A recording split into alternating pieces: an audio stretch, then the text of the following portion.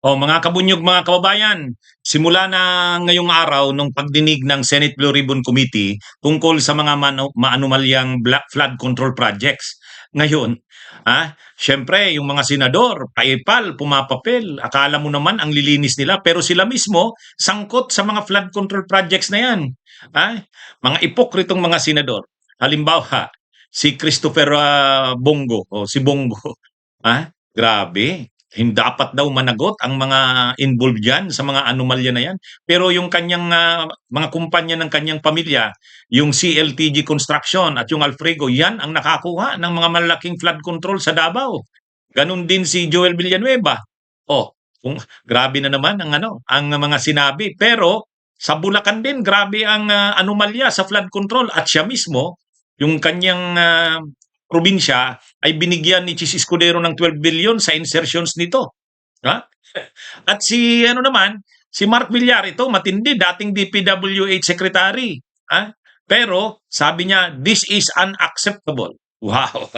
Ang tindi. Ang tindi ninyo, mga ipokrito. Mga kabunyog, mga kabayan, kung napanood nyo yung pagsisimula ng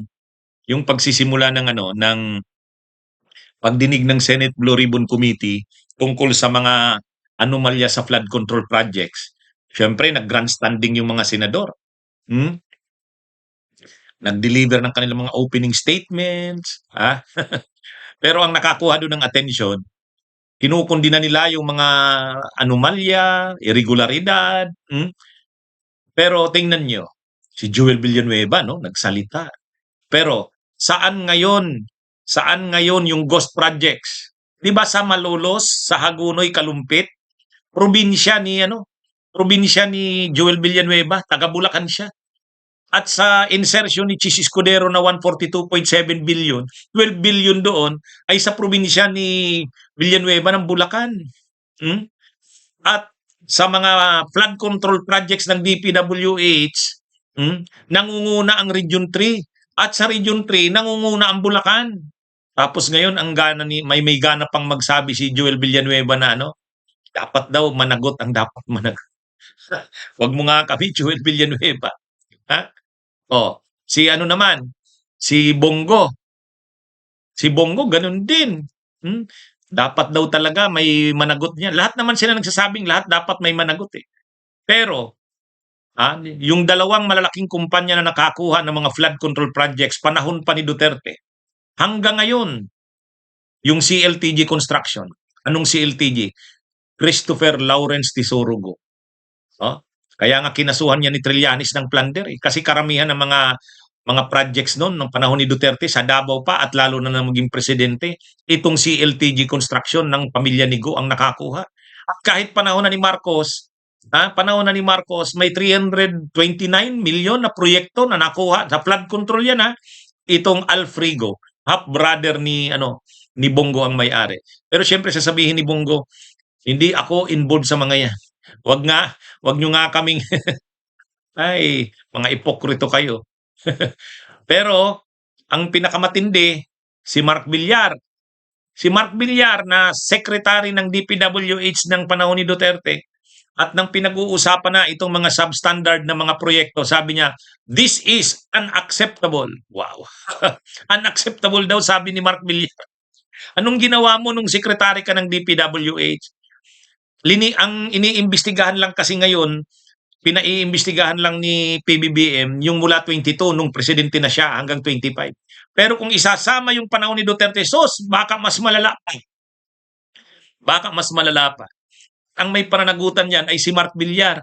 Tapos ngayon kung makapagsalita doon sa hearing ng Senado tungkol sa mga anomalya sa flood control projects, akala mo, napakaganda nung kanyang panunungkulan bilang DPWH Secretary. This is unacceptable daw, yung mga substandard na mga proyekto. Pero siyempre, ang pinakamatindi dyan, ang Senate President. Senate President. Yung kanya mismong pondo sa kampanya noong 2022. Inamin niya mismo yan, Tumanggap siya ng 30 million galing kay Lawrence Lubiano.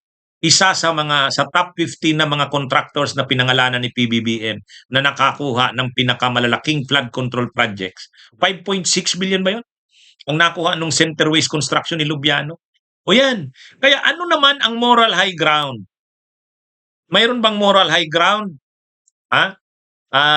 Ang mga senador na mag-imbestiga, magsalita ng mga gano'n, akala mo ang lilinis nila, hindi sila sangkot, wala silang involvement diyan sa sa mga flood control projects na 'yan. Akala mo kung makapagsalita, ang lilinis nila.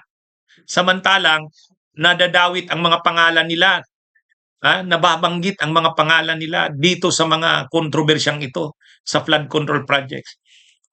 Kahit naman yung iba, kahit sila Estrada, yung mga ano doon, sigurado mayroon din yan. Kaya lang hindi pa sila nababanggit nitong nagraang mga araw.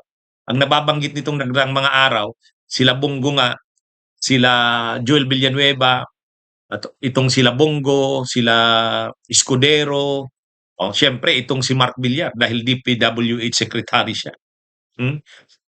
Sa panahon ni Duterte. Kaya lang hindi kasi nababanggit masyado si Villar kasi nga ang pinapaimbestigahan ni PBBM itong mga proyekto ng administrasyon niya na yung 2022. Pero may separate tayong pagtalakay niyan, pag-usapan natin din yung panahon ni Duterte. Kahit hindi pinapaimbestigahan niya ni Marcos, pero balikan natin yun. Tingnan natin ang flood control projects din. Kasi diyan makikita natin ang pananagutan ni Mark Villar.